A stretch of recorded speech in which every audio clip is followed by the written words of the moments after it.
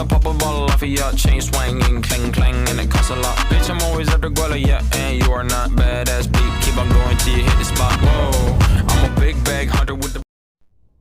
Selamat pagi anak-anak. Selamat pagi, Ibu. Apa kabar hari ini? Baik, Ibu. Luar biasa.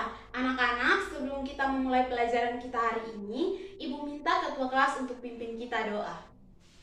Baik, Bu. Berdoa mulai. Berdoa selesai. Terima kasih ketua kelas. Anak-anak, selanjutnya Ibu akan absen. Adakah yang tidak hadir hari ini? Semua hadir, Bu. Wah, luar biasa anak-anak Ibu. Nah, selanjutnya Ibu minta kalian untuk berdiri. Kita melakukan yel-yel semangat. Masih ingat kan yel-yel kita? Masih, Bu. Oke, 1, 2, 3. Tepuk semangat. Semangat.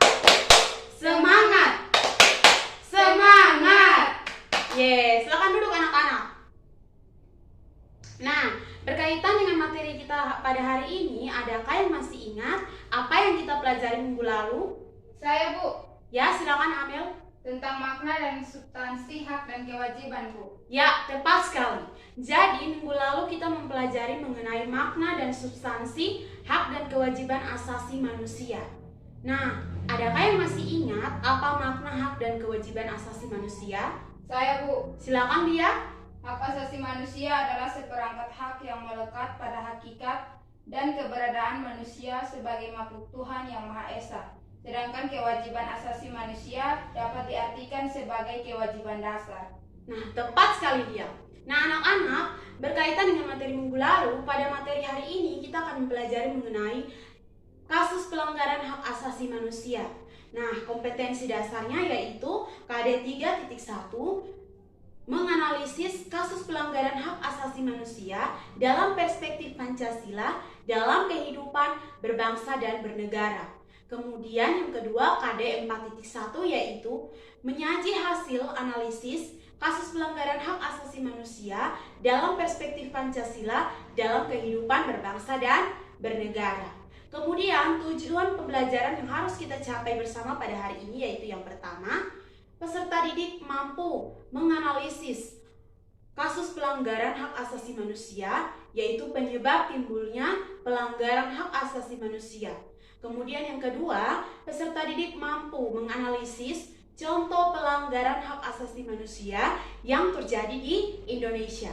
Kemudian yang ketiga, peserta didik mampu menyaji hasil analisis penyebab timbulnya kasus pelanggaran hak asasi manusia dan contoh pelanggaran hak asasi manusia di Indonesia. Nah, anak-anak, Ibu mau bertanya, adakah yang tadi pagi nonton berita? Tidak ada, Bu. Ya, baik. Tadi pagi Ibu menonton sebuah berita di salah satu stasiun televisi di Indonesia. Nah, beritanya itu tentang seorang pembantu yang dianiaya oleh majikannya. Nah, berkaitan dengan materi kita hari ini, Ibu mau bertanya, apa maksud dari cerita tersebut? Adakah yang tahu? Saya, Bu. Silakan Loli. Maksud dari cerita Ibu itu tentang contoh kasus pelanggaran hak asasi manusia, Bu. Ya, bagus sekali. Jadi, itu merupakan salah satu contoh pelanggaran hak asasi manusia. Nah, pelanggaran hak asasi manusia sendiri merupakan setiap tindakan orang atau sekelompok orang, bahkan aparatur negara, baik disengaja maupun tidak disengaja, atau kelalaian mencabut atau membatasi hak asasi manusia seseorang yang dijamin oleh undang-undang. Nah, pelanggaran hak asasi manusia sendiri dibagi menjadi dua jenis. Jenis yang pertama yaitu pelanggaran hak asasi manusia yang berat. Kemudian jenis yang kedua, pelanggaran hak asasi manusia yang ringan. Nah, anak-anak, mengenai dengan penjelasan Ibu tadi, adakah yang mau bertanya? Saya, Bu. Ya, silakan Loli. Mengenai dengan berita yang Ibu sampaikan, penganiayaan termasuk dalam jenis pelanggaran HAM apa, Bu? Ya, luar biasa sekali pertanyaannya. Nah, penganiayaan itu merupakan salah satu contoh pelanggaran hak asasi manusia yang ringan. Nah, mengenai dengan kasus jenis pelanggaran, Ibu mau tanya, adakah yang tahu contoh pelanggaran hak asasi manusia yang berat? Saya, Bu. Silakan dia. Pembunuhan, Bu. Ya, tepat sekali. Pembunuhan. Mengapa karena pembunuhan merupakan salah satu cara orang atau kelompok untuk menghilangkan nyawa orang lain. Sampai di sini penjelasan Ibu paham? Paham, Bu.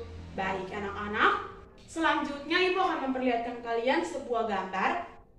Ibu minta kalian untuk menganalisis dan atau mengidentifikasi apa yang terjadi pada gambar tersebut.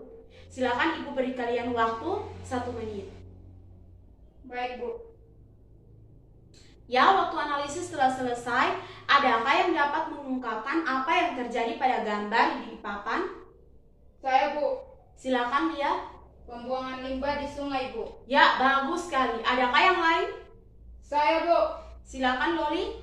Pencemaran air sungai karena pembuangan limbah dari pabrik, Bu. Ya, tepat sekali.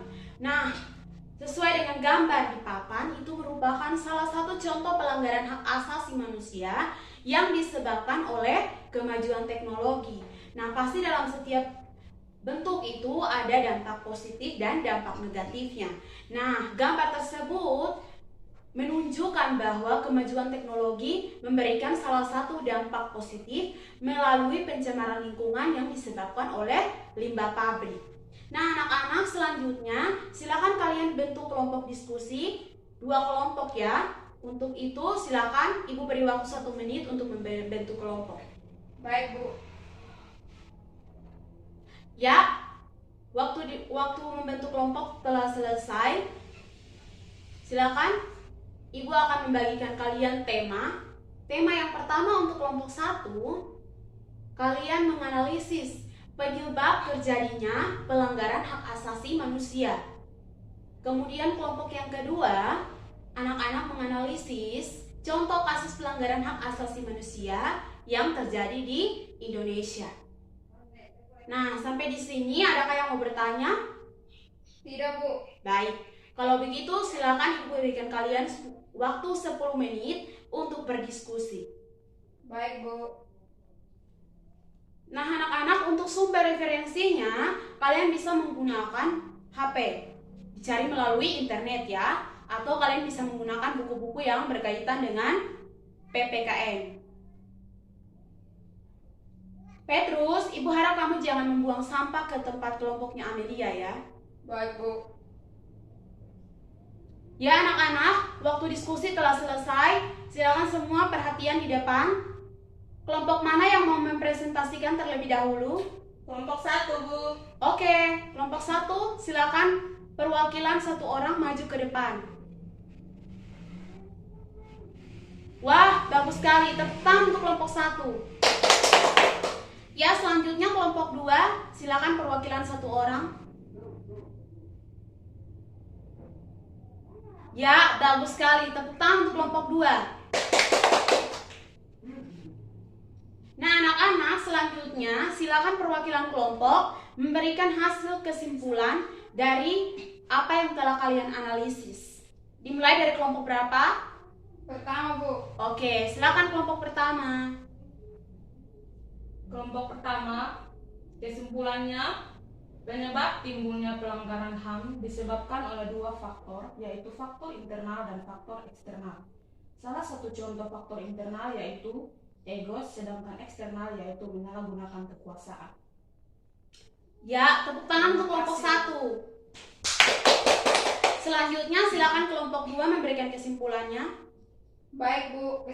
Kesimpulan kami yaitu salah satu contoh kasus pelanggaran HAM yang terjadi di Indonesia yaitu tragedi Semanggi I pada tanggal 13 November 1998. Dan dalam kasus ini 6 orang mahasiswa tewas.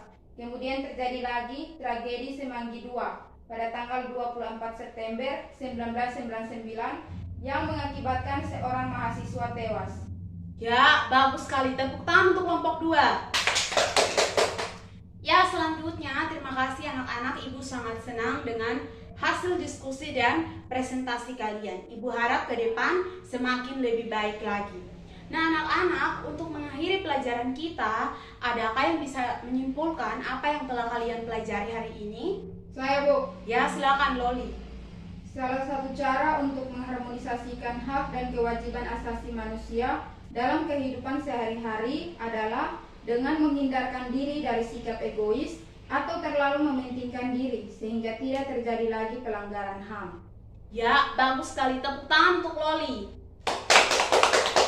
Ya anak-anak, adakah yang memberikan kesimpulan lagi? Ya, jika tidak ada, nah Ibu akan memberikan kesimpulan sekaligus penutup untuk materi kita hari ini. Nah, mengenai dengan kasus pelanggaran hak asasi manusia itu, penyebab faktornya itu menurut Ibu ada dua. Yang pertama itu faktor egois atau mementingkan diri sendiri. Dia merasa bahwa dia lebih bisa, dia berkuasa sehingga segala hal itu harus dia. Kemudian yang kedua, kurangnya toleransi. Paham kan? Tahu kan arti toleransi anak-anak? Tahu, Ibu. Nah, kemudian yang berikut mengenai contoh. Nah, contoh kasus pelanggaran hak asasi manusia itu yang pernah terjadi dan viral di Indonesia itu yang salah satunya kasus Mirna dan Jessica, di mana Mirna meminum kopi yang telah dikasih sianida oleh Jessica, sehingga pada putusan pengadilan Jessica divonis 20 tahun penjara. Baik anak-anak, untuk menutup pertemuan kita hari ini, Ibu memberikan kalian tugas.